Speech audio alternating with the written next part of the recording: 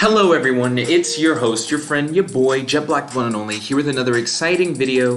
This is a video that I'm pretty sure no one asked for, and I'm not sure if anyone actually cares about this, but I care about this kind of stuff, and I want to share this video with you. So I'm going to be going over the complete works of CA Dimaapi. CA Dimaapi is a character creator who's created a number of open source superheroes that anyone can use in any project, and you don't have to credit CA Dimaapi if you don't want to. Like, you can write a story where one of his characters travels to another universe, or you can completely reinvent his characters, or you can like make a movie or a short film or a video game about his characters. And he's created a whole library of characters that are all interconnected into like one greater universe, and there's a whole bunch of like systems and stuff in place to explain the world that he's made, and then he's made that world available for anyone to use. I'm gonna have a link in the description that goes to the CA Dimaapi category on the Open Source Superheroes Wikia, so you'll be able to check out all of these individual like links to characters yourself. But I'm also going to be adding timestamps throughout this video where you guys are able to look at like, oh, at this timestamp he talks about like this character or this element of the universe, and then you can click on it and immediately start learning about like a specific character or element of the universe that you want to learn more about.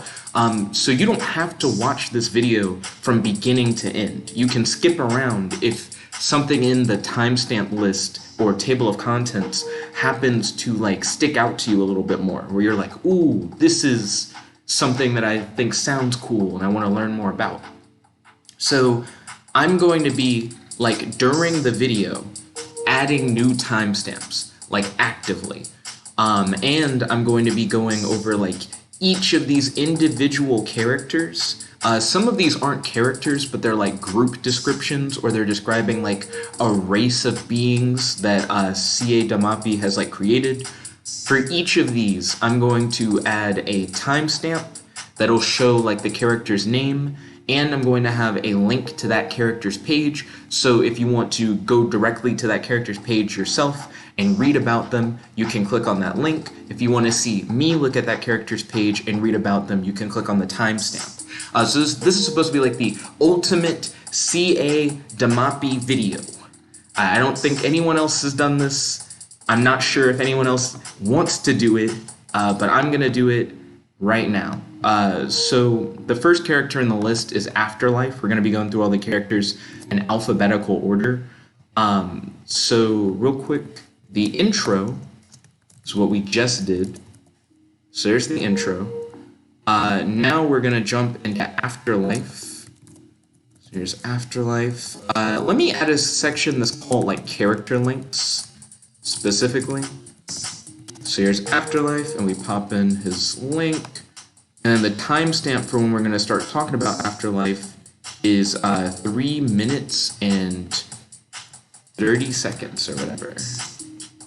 So we're about to talk about Afterlife. So let's go to Afterlife's page on the Open Source Superhero Wikia, and let's just start reading through and talking about the character in general. So his origin. His name is Kent Croix, and he is the sole survivor of the planet Gavia.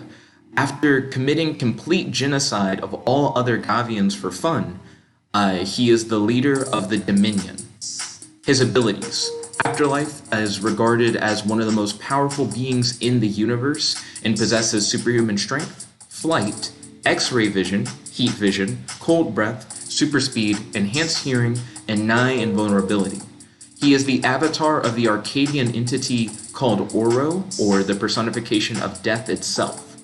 His strength class is 100, he has warp speed flight capabilities, and he is highly skilled in hand-to-hand combat. And as all CA Dimaapi characters are, the character Afterlife is available for use by anyone without any conditions. He was first created in 2016. So Afterlife is clearly his like Superman analog, trying to create a character that is essentially like a knockoff Superman that anyone can use, but he has a little bit more depth than just being a knockoff Superman. For one, he's not like this super heroic sole survivor of a planet. He's like the reason why the planet he came from was destroyed in the first place. So it's kind of like a, what if Superman was evil and he was the destroyer of Krypton? But it goes even beyond that by also making him like the personification of death. So it's like, imagine a universe where Superman isn't just like evil, he isn't just the person who destroyed Krypton, but he's like the Grim Reaper of this universe. You don't necessarily see like a hooded figure with a scythe who's like a skeleton. You essentially see Superman roll up on you and kill you. He is death in this universe. Or at the very least, he is an avatar of death in this universe. So Afterlife, I think, is a fairly interesting character. Clearly, even in his design, he is a knockoff Superman, but I do think he goes a little bit beyond just being a knockoff Superman. So that's pretty much it for Afterlife. So I'm going to close out of this tab, and we're going to go back to the CA Dimaapi characters. Next up, we're going to talk about the Arcadians. Let me check the current timestamp. So the current timestamp is 6:08. So I'm going to say that we switch over to talking about the Arcadians at 6:08. Arcadians. Okay, and let me add Arcadians to the character link list. Arcadians. And then let me go here and open Arcadians in a new tab. Here we go, and then I'll grab the link for Arcadians, pop back over here, put the link in the description box for you guys, and now let's move on to talking about the Arcadians. So let's start with their origin. The Arcadians are cosmic beings who possess powers on a multiversal level, far beyond those of mortals or conventional superheroes, and usually serving some natural function in the universes in which they exist. They usually go up against the Universals. The full list of Arcadians are Oro, the personification of death, which we know Afterlife is an avatar of, Ataxia, the personification of chaos, Eris, the personification of despair, Shara, the personification of hate, and Deimos, the personification of oblivion. The abilities of the Arcadians: they possess the immeasurable power primeval and are the most powerful beings in all of the multiverse, having limitless godlike powers. So Afterlife is one of the most powerful beings in the universe, and he is an avatar of Oro, who's an Arcadian, who's one of the most powerful beings in all of the multiverse. So the Arcadians are pretty interesting. Later on, we're going to learn about the Universals, and the Universals are kind of like Arcadians, but on a universal scale rather than a multiversal scale. But the Universals are also like the enemies of the Arcadians. So these multiversal beings fight against these universal beings. It's kind of interesting, but the Arcadians were created back in 2016. You'll notice that a lot of these characters and species were created back in 2016 by CA Dimaapi, and of course the Arcadians are available for use by anyone without any conditions. So you can use the Arcadians in anything that you would like to use them in. So that's all I have to really say about the Arcadians. Let's move on from them. So I stopped talking about the Arcadians at 8 minutes and 29 seconds. So I'm going to say that at 8 minutes and 29 seconds is when we moved on to the next character. Let's see. So I'm going to exit out of the Arcadians. Next up is Asmodeus. I'm going to open a link in a new tab for Asmodeus. I'm going to put Asmodeus right here in the list. So here he is, or Asmodeus. That might be how you're supposed to say his name, Asmodeus. We're going to add Asmodeus to the character links in the description in case you guys just want to jump right over to the page for him and read it yourself. But now I'm going to read his page to you. So the origin of Asmodeus. Asmodeus was a member of the Guardians Ethereal until he, along with the Bringer of Dawn, Leviathan, and Azazel, were banished to Inferno after trying to usurp Alion's throne. The most evil of the fallen, Asmodeus is the lord of the second kingdom of Hell and the general of Satan's army. Asmodeus' abilities. Asmodeus is a superior A-class who possesses common superior attributes, including enhanced strength, speed, and short-range force blast. His powers were increased to higher levels by Maleficium, the ruler of Inferno, after his fall from Haven. Asmodeus now has the ability to control vast amounts of mystical energy. Asmodeus, formerly of the Seraphim Guild, has fiery wings that span 20 feet and project fireballs powerful enough to disintegrate a normal human. His entire anatomy is adapted for flight, having hollow bones and a body virtually devoid of fat, granting him enhanced proportionate muscle strength. He has eyes that can withstand high-speed winds, enhanced eyesight enabling him to see at distances far greater than the average human, and a special respiratory membrane that extracts oxygen from the air at extreme velocities and altitudes. He has a strength level of class 80. He has warp speed flight capabilities, and as a former member of the Seraphim Guild, the highest class of the Guardians Ethereal, Asmodeus has mastered the Haven combat arts. Like all of CA Dimaapi's character, Asmodeus is available for use by anyone without condition, and he was first created by CA Dimaapi back in 2016. So you guys may be noticing a pattern where CA Dimaapi likes to reference a lot of his other creations when describing a new creation. So I know that a lot of that stuff that I mentioned probably went over your head because it's introducing a whole bunch of concepts that we haven't explored yet, but don't worry. If any of that stuff sounded interesting to you, you guys can always click on his link in the description and click on the different references that are made to then visit those references and learn more about them in detail. Also in this video, I am going to be reading over every one of these CA Dimaapi character bios. So if you look in the timestamps list, you'll just find where I talk about these characters later on. But I will say Asmodeus has been one of the most lore-thick characters so far, where you read through it and you're like, okay, I guess. You don't really understand everything that's going on, but you can tell that he's supposed to be a fallen angel kind of character. And I guess the Guardians of Ethereal, the way they're described, it sounds like they were just normal angel-style characters.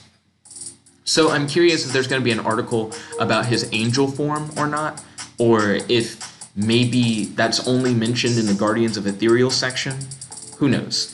But yeah, let's jump from Asmodeus to the next character. So we finished talking about Asmodeus at 12 minutes and 26 seconds. So I am going to add that timestamp now for saying that, hey, we finished talking about Asmodeus. And I'm going to close the Asmodeus tab. And then I'm going to open the Aster. And goodness, I'm bad about this too. But I feel like a lot of people who create their own characters give them unnecessarily hard to pronounce or weirdly pronounced names. But the next character is Aster Magellanic. I imagine I'm going to be saying that name a lot within the next few minutes. So let's add Aster Magellanic. I might just copy and paste his character name just directly in, so I don't have to worry about having to spell it. And then let's add his link to the character links description. That way you guys can jump in the description box below and read his article yourself if you're interested. But I'm about to read it to you right now, so let's hop right in. So origin. Aster Magellanic is a member of the Enforcers, an intergalactic military/police force. He is the captain of the Stargazer. His abilities. Aster Magellanic possesses enhanced strength, speed, reflexes, and stamina thanks to the Ascension program. As a member of the Enforcers, he wears a costume that enables him to survive in space. It also gives him interstellar flight capabilities. A memory chip was implanted in his brain, which gives him 100% recall. His strength level is a class 5. His speed is supersonic flight. And his fighting skills, Aster Magellanic, is highly athletic, a skilled marksman and swordsman, and he is proficient in hand-to-hand combat. And of course, he's available for use by anyone without any conditions. His real name is Halcyon Day, and he was first created in 2016 by CA Dimaapi. Now, his character art seems to be very heavily based on a stormtrooper. He just kind of looks like a Star Wars stormtrooper, but he also has these over-the-top, giant guns, and he has, one of those big black trench coats that you would see from, a Matrix character.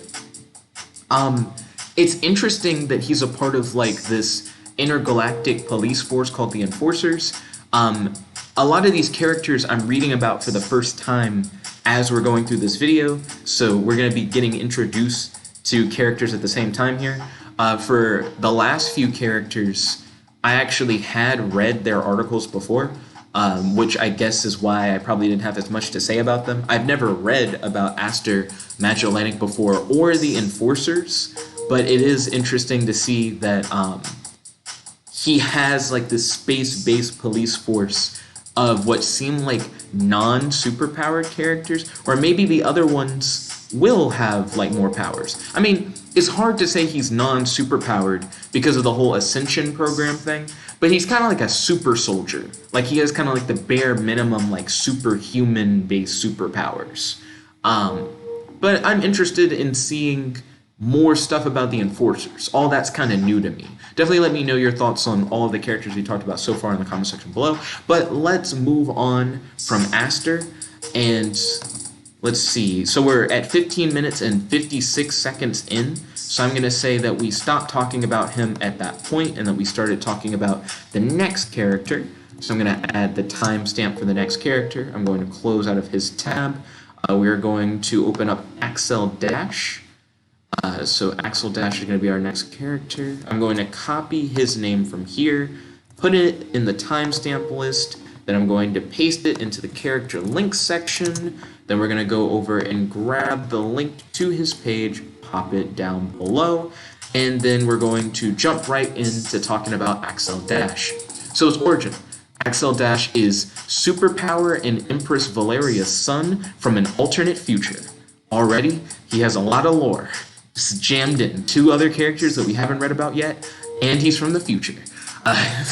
He is the prime guardian of the superior Zion Empire and the leader of the Superforce. Everything about his origin is steeped within the lore that CA Dimaapi has created, so I imagine that in order to fully understand him, you're going to have to check out the other parts of this video where we talk about superpower and Empress Valeria and the Prime Guardian and Superior Zion and the Superforce. But we'll get to all that, so don't worry.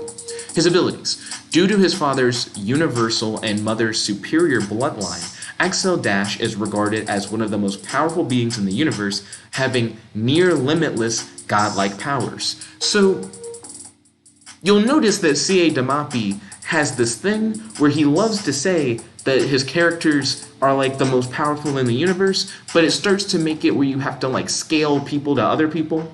Afterlife is literally the avatar of death. He was the first character that we read about. He draws his powers from a multiversal being who is the personification of death itself, and they're like, Afterlife? Most powerful character in the universe.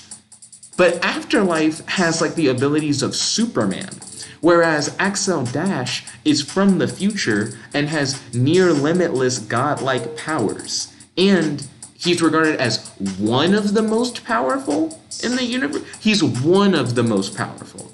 Afterlife, I'm pretty sure his article just said he was the most powerful. How do they compare though? It just seems like this guy is way better than Afterlife, but it also seems like he couldn't be that much better. But look at his powers. He's immortal. He can absorb and manipulate energy.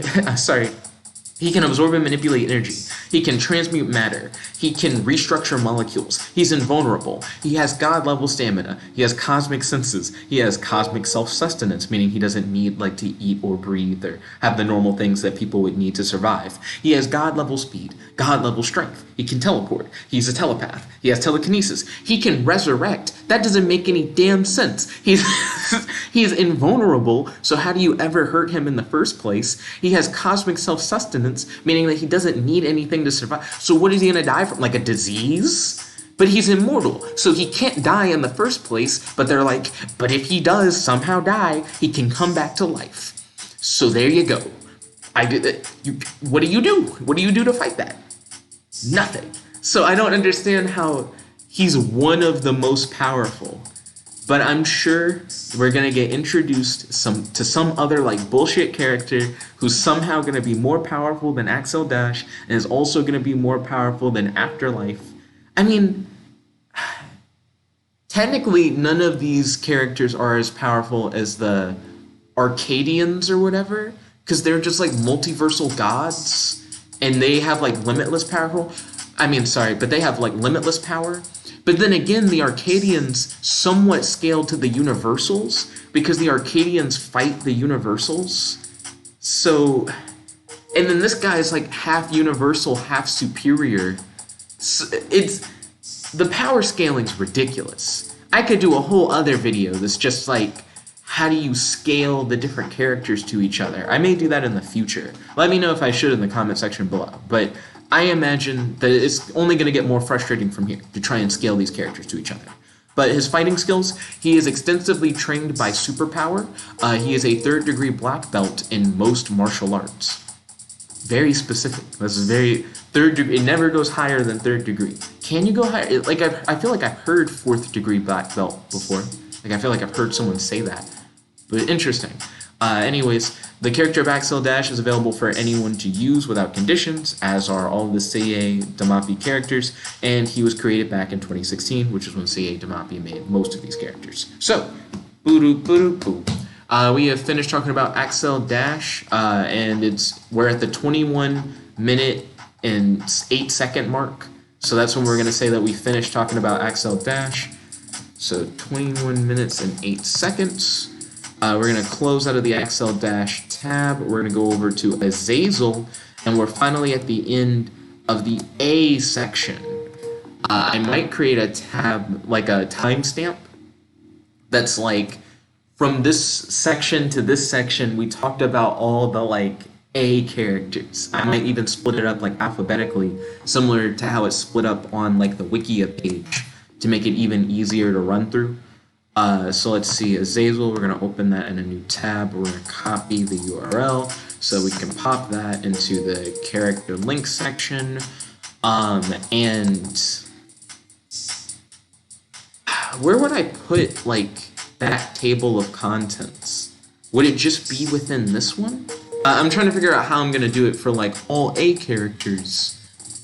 So this is, like, timestamp / table of contents.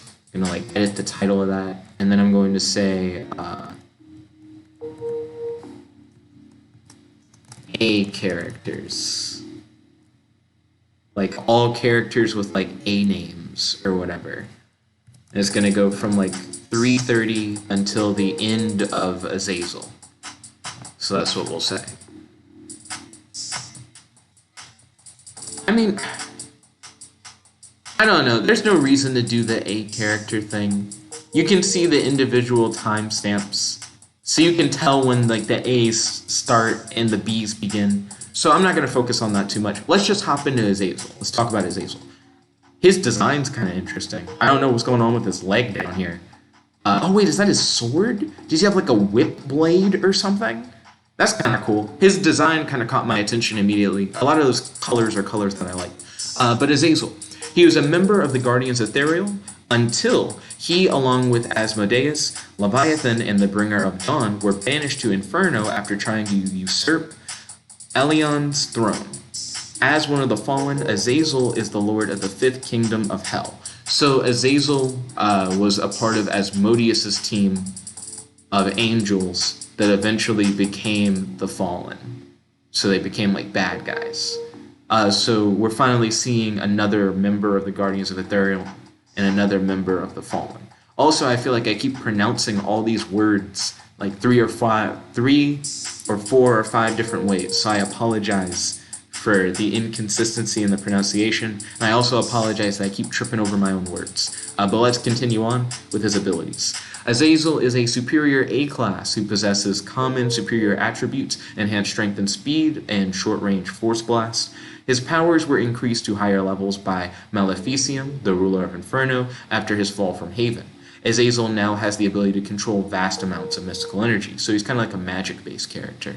Also, it seems like all the Guardians of Ethereal and all the Fallen will probably have very similar origins and abilities, with their last ability just being different from all the other ones. So he seems to be like the main caster of the Fallen. Or maybe he won't be. Maybe we'll be introduced to someone who has even more control over mystical energy. We'll see soon enough. Azazel, formerly of the Cherubim Guild, has techno-organic wings and are strong enough to carry aloft at least 1,000 pounds in addition to his own body weight. They also fire metallic blades strong enough to pierce through virtually anything. Interesting. So his wings shoot blades, but he also has like this segmented whip sword. Excuse me. I wonder if his whip sword is as powerful as his wings. And if his whip sword isn't as powerful as his wings, I wonder what advantage his whip sword actually gives him. Let's see, his entire anatomy is adapted for flight, having hollow bones, a body virtually devoid of fat, granting him enhanced proportionate muscle strength, eyes that can withstand high-speed winds, enhanced eyesight, enabling him to see at distances far greater than the average human, and a special respiratory membrane that extracts oxygen from the air at extreme velocities and altitudes. Azazel wields a mystical bladed whip, built by the Guardians Ethereal in Haven that can slice through virtually anything. Okay, so his mystical blade whip is as strong as his wings. Cool. And I guess it gives him like more controlled mid-range attacks than just using his wings or firing his wing blades. So I guess that works. He's a strength level class 80. He has warp speed flight capabilities, and his fighting skills as a former member of the Cherubim Guild, the second highest class of the Guardians Ethereal. Azazel has mastered the Haven combat arts. Okay, so whatever those are, because we don't really know what the combat arts of Haven are, at least not yet, he's mastered all of those. So it sounds like he's a pretty good fighter, and it sounds like he's like a spellcaster, because he has control over vast amounts of mystical energy. And it seems like he's super strong. But I think all of them are super strong and super fast, and they can shoot force blast. But not only is he super strong, his wings are super strong. He can carry a whole bunch, which I'm not sure if Asmodeus could do. Like, I'm not sure if he could do that in his description. I don't remember. But he seems to be the best of the Guardians Ethereal so far, unless I'm just sleeping on Asmodeus. We read Asmodeus as one of the first characters, but I just don't remember how strong he was compared to Azazel. But I think Azazel might be stronger. I don't know. He was created in 2016, as most of the CA Dimaapi characters were, and he's available for use by anyone without conditions. By the way, if you're confused about like the strength level stuff, like when they're like class 80, or it's like a class A character, one of these is going to explain how that system works.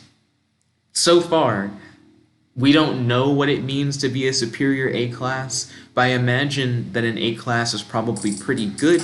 It's probably similar to how you like grade like test papers. Like an A is like excellent or like exceptional or whatever. So he's probably up there on the power scale. I doubt that Azazel is anywhere near as powerful as, say, like Maleficium, the person who like increased his powers, is probably stronger than him. Afterlife is more than likely stronger than him. Axel Dash is like definitely more powerful than him. You know, so he's not like one of the strongest of CA Dimaapi's characters, but it does seem like he's a pretty formidable member of the Guardians Ethereal. Well, I guess now member of the Fallen. But yeah, that's enough about Azazel. Definitely let me know your thoughts on Azazel in the comment section below, or on our Discord. I'll have a link to that in the description as well. We finished talking about Azazel at 28 minutes and 40 seconds, so I am going to timestamp that as when we started talking about the next character. So here's how I'm going to do it. I'm going to say like A characters. So here's A characters. Maybe I don't need to say A characters. They're all characters. Let's just say A, and then down here, the timestamps will break and it'll say like B, and we'll go into the next section. So that's how I'm going to organize them all alphabetically.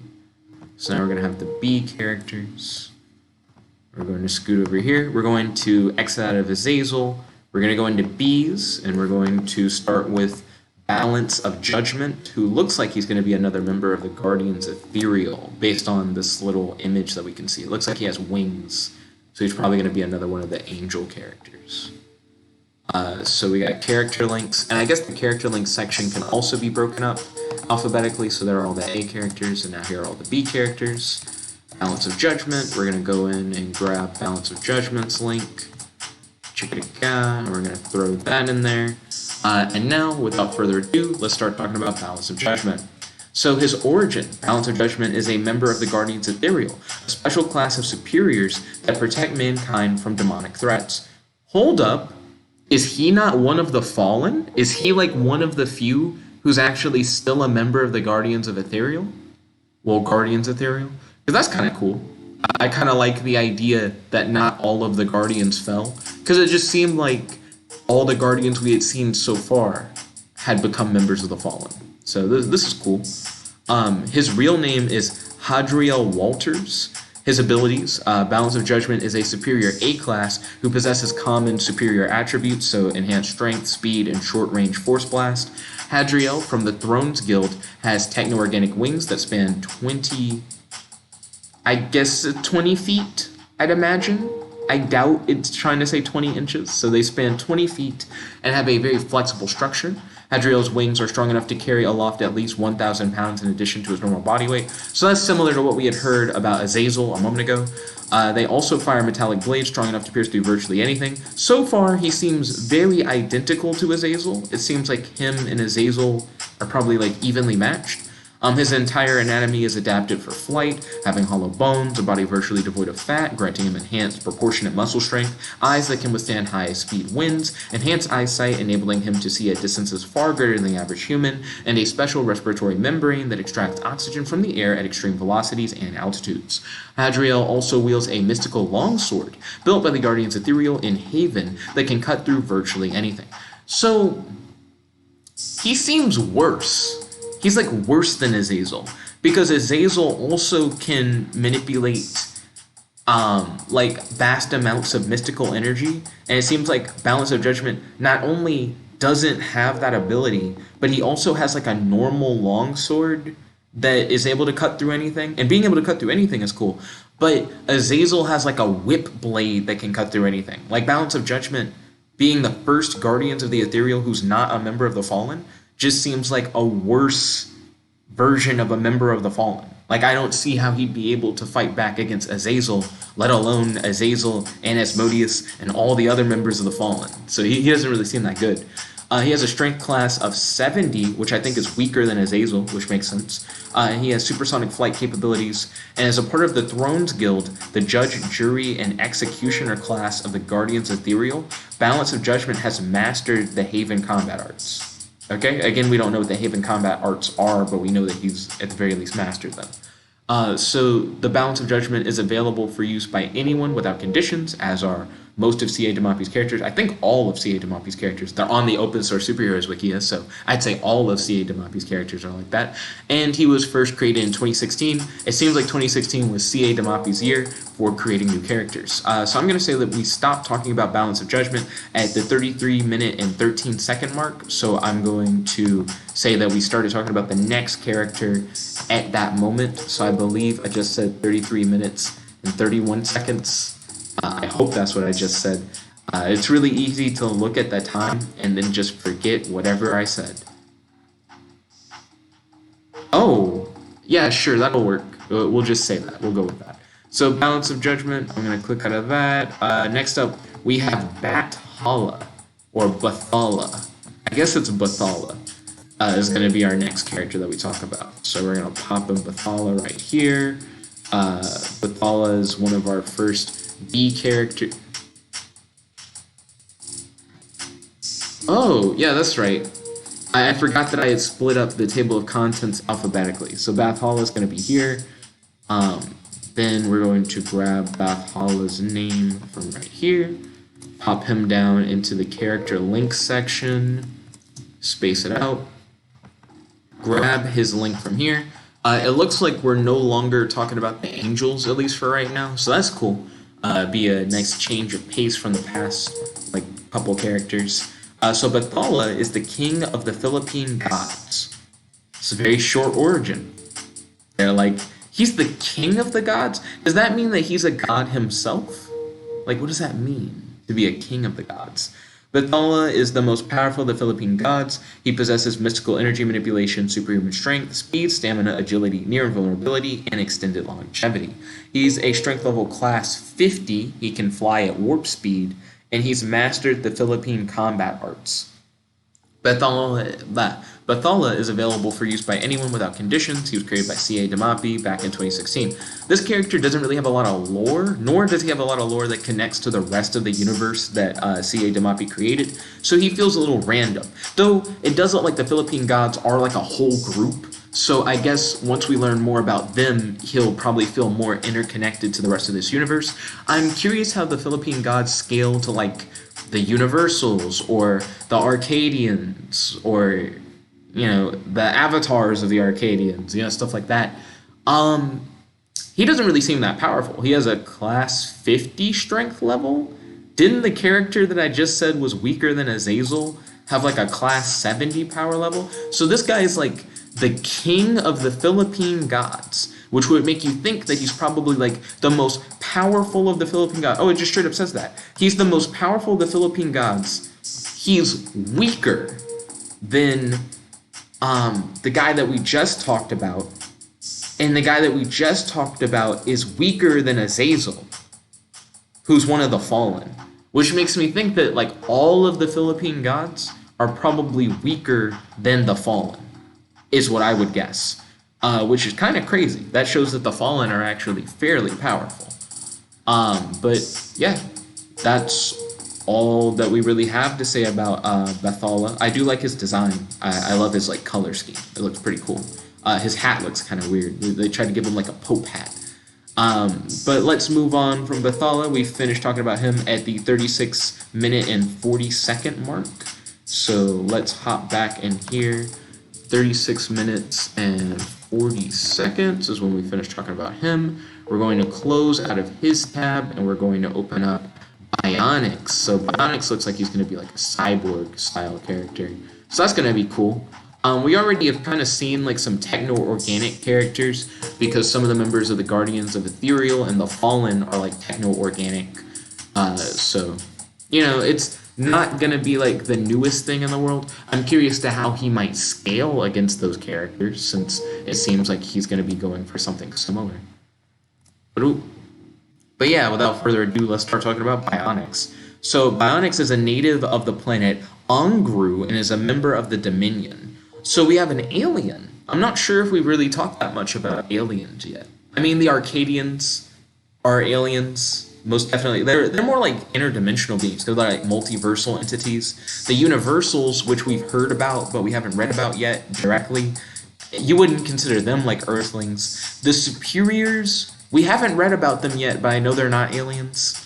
But I don't know, this is one of the first ones where they're like native of the planet, Ungru. So we're getting into like alien style characters and exploring more of the cosmic world that CA Dimaapi has created. His name is Edwar, not Edward, Edwar. Interesting, I guess. So several years ago, during a deep space mission, Edwar and his crew were attacked and taken by a droid cube. For a while, he was part of the Collective, assimilating individuals from a number of different species until he, along with 3 other drones, crashed on a moon and came across Afterlife. Yo! So we got a callback to Afterlife. He was like the first character we read about. Afterlife proceeded to destroy the other drones, but spared Edwar. Realizing that a droid can be useful to him, Afterlife completely severed Edwar's connection to the Collective and replaced it with his own, forcing Edwar to obey his commands at all times. So Afterlife, who is like the avatar of death, and also essentially Superman, he just has like Superman's powers, also has complete control over this like robotic alien entity that can assimilate like entire species. So Afterlife does seem pretty powerful. They keep like up in the ante for him. Still don't think he's like the most powerful being in the universe or whatever they said about him, because Axel Dash still just sounds better. But it would be interesting to see Axel Dash versus Bionix, because one of Axel Dash's main things is that like he's invulnerable, immortal, and he can resurrect. So it's like you can't kill him. But it's like, what if you just don't kill him? What if you use Bionix and you just assimilate the body of like Axel Dash? Wouldn't that get him? So I think that's interesting. So Bionix abilities. He possesses advanced cybernetic enhancements that provide superhuman strength, endurance, and durability. He can also interface with computers and assimilate new technology. Let's see, he's a strength level class 50. So Bionix is as powerful as the king of the Philippine gods, Bathala. So that's pretty good. He's still weaker than a lot of the characters we've talked about so far. Like, I'm pretty sure the Fallen would wreck him. And even the Guardians Ethereal would probably wreck him. So Bionix, you know, I was talking about how maybe he could like get Axel Dash by assimilating him, but their strength levels are so different. And Axel Dash can like manipulate like your molecular structure and like transmute matter. Bionix probably can't do shit to Axel Dash. But his powers are interesting. Like, even though he's not as strong as him, I do think assimilation, is a good way to get around someone that you just can't kill. But his fighting skills. Having assimilated individuals from a number of species, Bionix is highly skilled in different forms of combat. That is very vague, and they also made him like a jack of multiple trades. Not even like a jack of all trades. Like, it's not even that he's like highly skilled in all forms of combat, just different forms of combat. But he's a master of none. So he's mastered no combat arts at all. Bionix seems like a character who has potential to be really powerful, but he just doesn't have enough right now. The character Bionix is available for use by anyone without conditions. He was first created in 2016 by CA Dimaapi. So that's all I really have to say about Bionix. We finished talking about him at 41 minutes and 37 seconds. So I'm going to go in and add that timestamp. 41 minutes and 37 seconds. So I'm going to close out of the Bionix tab. We're going to move on from Bionix to Blue Phoenix. We're still in the bees. We haven't gotten out of the bees yet. So it's going to be a minute. Some of these categories only have like 2 or 1 characters to actually look at.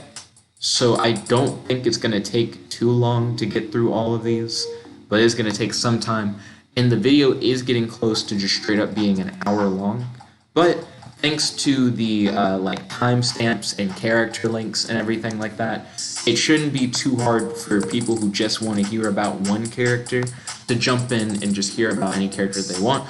Also, I think the timestamps and links are going to make it really useful for people who want to come back and remember specific elements about the universe, because they can just jump in at any point and be like, oh yeah, that was the thing about balance of judgment. Anyways, let's jump into Blue Phoenix. So Blue Phoenix is Superpower and Glorious Victory's son from an alternate future. Okay, hold on. So this is like the second like child of superpower that we've seen, and the first child of superpower that we saw from an alternate future was Axel Dash, and Axel Dash is like one of the most powerful characters in the universe, so they say. So Blue Phoenix, as soon as they say that he's like a son of superpower from an alternate universe, you already know you mean business. This guy is going to be like one of the craziest people we've talked about the whole time with that one sentence alone. So due to his father's universal and his mother's superior bloodline, hitting the pause button on that. So that's the same thing as Axel Dash. Axel Dash is also half universal and half superior. Is he just going to be as strong as Axel Dash, but he has a different design? What's going to make him different from Axel Dash is my question. Blue Phoenix is regarded as one of the most powerful beings in the universe, having near limitless godlike powers. So we have 2 time-traveling children of superpower that coexist in our world and both have near limitless godlike power. Okay. It doesn't sound balanced to me. So he has the power universal. Blue Phoenix possesses the immeasurable power universal, which is the core from which his abilities manifest from. Pause real quick. So if I remember correctly, Axel Dash draws his power from the power primeval, whereas Blue Phoenix draws his powers from the power universal.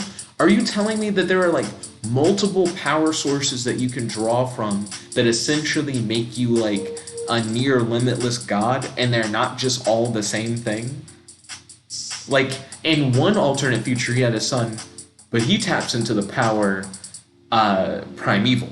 So he's different from this son from an alternate future. He taps into the power universal. Totally different, totally different. His powers just look like they're the same as the powers of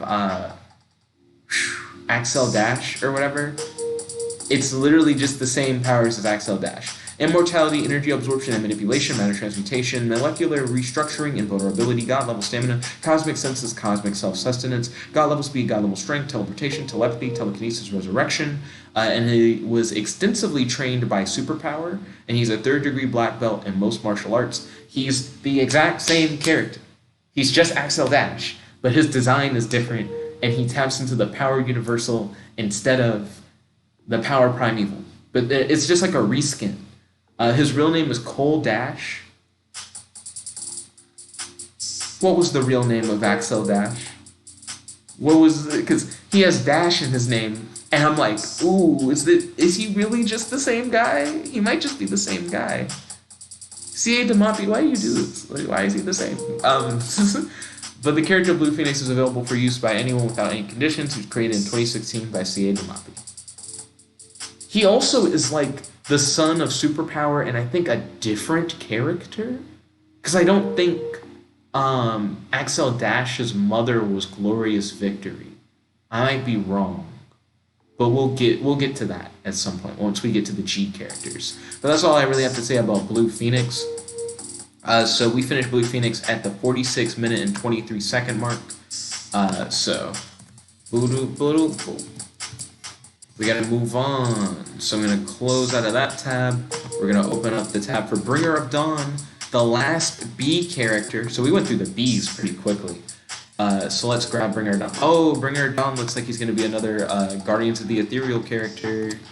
Ayo, we're back to the Angel Boys. So we got Bringer of Dawn here. We're gonna go down here to the table of contents, but we're gonna go in, grab the URL for Bringer of Dawn, post it in the table of contents, that way you guys can go visit it, and let's start talking about Bringer of Dawn. So his origin, I'm sure if you guys have checked out any of the other Angel characters, you already know. He was a member of the Guardians Ethereal until he, along with Asmodeus, Leviathan, and Azazel, were banished to Inferno after trying to usurp Elion's throne. As one of the fallen, Bringer of Dawn is the Lord of the Third Kingdom of Hell. Okay? Bringer of Dawn is a superior A class who possesses common superior attributes, enhanced strength and speed, short-range force blast. His powers were increased to higher levels by Maleficium, the ruler of Inferno, after his fall from Haven. Bringer of Dawn, more commonly known as Lucifer, now has the ability to control vast amounts of mystical energy. Okay, it's interesting that he's known as Lucifer, because we've had them refer to, like, Maleficium, who's the ruler of Inferno, so you'd probably think, oh, Maleficium is probably, like, Satan or whatever. And then they're like, well, Bringer of Dawn is Lucifer, though. And then you're like, what do you mean he's Lucifer? So if he's, like what? Like, who is who now? Because now I'm confused. So is Maleficium not Satan? Is Bringer of Dawn supposed to be Satan? How could he be Satan? But Maleficium is definitely, like, more powerful than he is. Maybe Lucifer and Satan are just different things in CA Dimaapi's universe. That could be a thing. Sure. So Lucifer, formerly of the Cherubim Guild, has techno-organic wings that span 20 feet and have a very flexible structure. Lucifer's wings are strong enough to carry aloft at least 1,000 pounds in addition to his own body weight. They also fire metallic blades strong enough to pierce through virtually anything. I'm sorry, is this a power that, like, most of them have? I know that a lot of the, like, Guardians Ethereal have, like, the same abilities, but it's getting to the point where it's, like, redundant, where it's like, why are Guardians Ethereal even multiple characters to begin with? You could just have one guy. And so many of them are bad guys. We've only seen one of the Guardians of Ethereal who are still good in the first place. So it just seems like in a battle between, like, demons and angels, it seems like the demons just kind of win, because the angels aren't doing shit. So, no. But let's move on from there. His entire anatomy is adapted for flight, having hollow bones, a body virtually devoid of fat, granting him enhanced proportionate muscle strength. His eyes can withstand high-speed winds. He has enhanced eyesight, enabling him to see at distances far greater than the average human. And he has a special respiratory membrane that extracts oxygen from the air at extreme velocities and altitudes.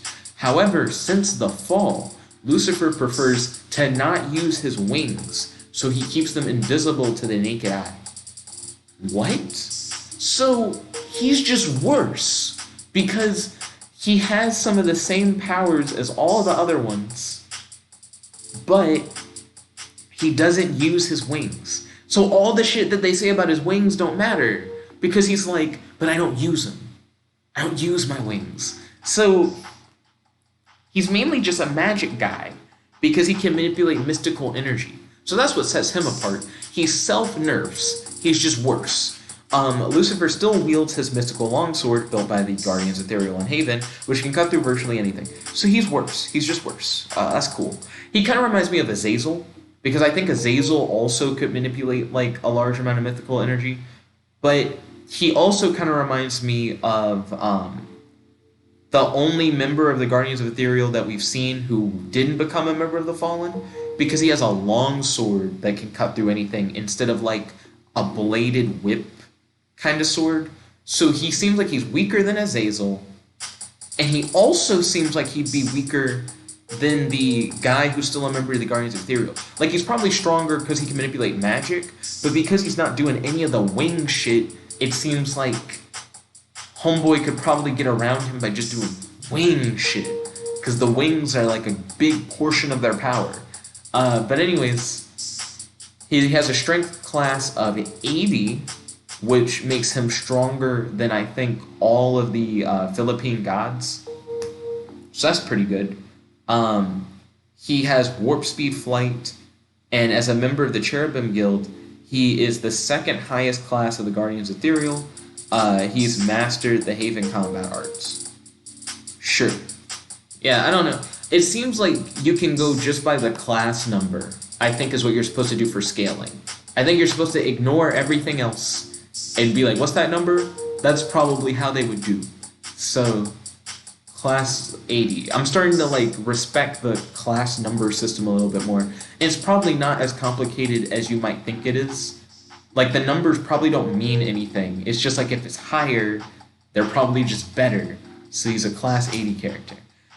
Bringer of Dawn is available for use by anyone without conditions. He was created by CA Dimaapi in 2016, and his full name is Lucifer Cephalusum. So yeah, that's Bringer of Dawn. We finished talking about Bringer of Dawn at the 52-minute and 29-second mark, so that's where I'm going to say we started talking about the next character. I might as well just say we finished at like the 53-minute mark. Okay. And now we are going to enter the C category of characters.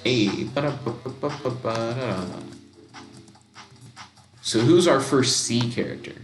There are only 2 C characters. So next up we have Crimson Sunrise. So let's add Crimson Sunrise to the description box below. Crimson Sunrise.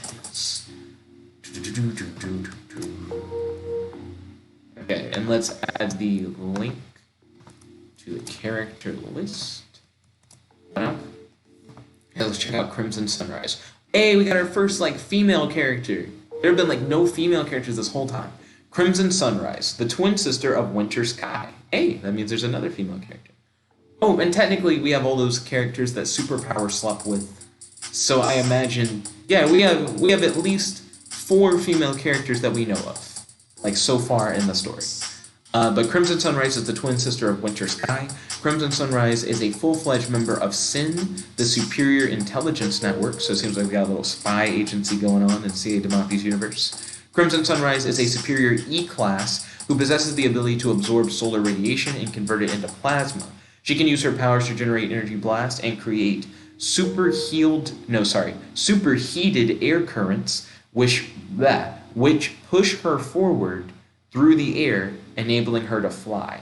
So she can fly, and she can absorb solar radiation, and she can shoot energy blasts. She kind of reminds me of like Captain Marvel, if Captain Marvel was only based on like solar radiation kind of thing. She's a class 10 strength level. That's pretty garbage. They did say they did say that she was an E class, so I guess I shouldn't have expected much, but class 10 sounds pitiful. We've been talking about like class 100, class 90, 80, 70, I think is the lowest we've seen so far, until we hit class 10. That's pretty bad. So she has supersonic flight. A lot of the other characters have warp speed flight. And she is extensively trained in various forms of martial arts. So she hasn't mastered any form of martial arts. She was created in 2016. She's available for use by anyone without conditions. And her full name is Jessica York. And she was created by CA Dimaapi. So that's all I really have to say about Crimson Sunrise. It's disappointing that the first female character that we talk about is so weak. Maybe the Arcadians have like male and female counterparts. The Arcadians are like the strongest beings we've seen so far. So maybe I'm wrong. I think they had some female characters. They were pretty strong. But I'm gonna say we stop talking about Crimson Sunrise at 55 minutes and 42 seconds. So that's the timestamp that I'm gonna put for when we start talking about the next person. So 55 minutes and 22 seconds. And then we're going to move on from Crimson Sunrise to Croix, the last C character. So I'm going to copy Croix. We're going to paste that in over here. Croix. This video is already over an hour long. We're just now hitting the C's, but I do think the video's pace is going to pick up. Whoa, look at that cool-ass design. I do think the video is going to pick up as it continues, like in pace. Croix has the coolest design so far. Let's jump in on Croix. I love this like iron spider setup for Croix. That's new. That's new. And she's another female character. Hopefully, I already see that she's class 10. Why did I gotta do me like that? Anyways, Croix.